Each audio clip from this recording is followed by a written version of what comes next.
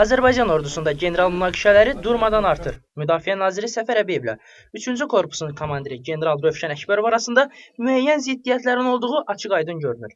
Hər halda belə olmasaydı, hərbi prokuror digər ordu birləşmələri ilə müqayisədə 3-cü ordu birləşməsində cinayətlərin çox olduğunu xüsusi vurğulamazdı. Bəs görəsən, uzun aradan sonra nə üçün nizamnamə qaydalarının pozulması, fərarilik, maşınları idarə etmə və istismar qaydalarının pozma cinayətlərinin artması barədə məlumatlar rəsmi ağızdan səsləndi və ən əsası, 3-cü korpusda bu kimi halların digərlərinin nisbətən çoxluq təşkil etdiyi xüsusi vurğulandı.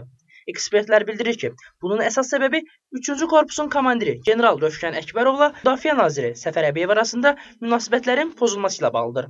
Kanalımıza danışan hərbi ekspert Üzeyir Cəfərov da bu kimi halların yaşanmasının ən çox orduya ziyan verdiyini, yüksək çinli məmurlar arasında yaşanan ədavətdən ordumuzun ziyanlı çıxacağını bildirdi. Azərbaycan Silahlı Qüvvələrində generallar arasında, zabitlər arasında normal olmayan münasibət olsun.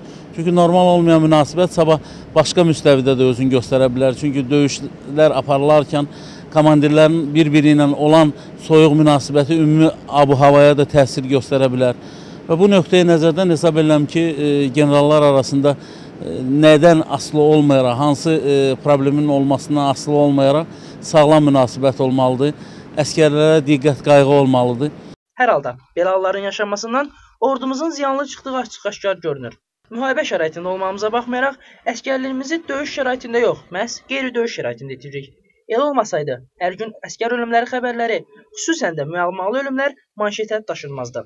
Belə görünür ki, təhlükəsizlik və müdafiə sektoruna ayrılan vəsaitin kəskin artırılmasına, silahlı qüvvələr üçün böyük həcmdə silah və hərbi texnika alınmasına baxmayaraq, Azərbaycan Silahlı Qüvvələrində durum gərgin olaraq qalır.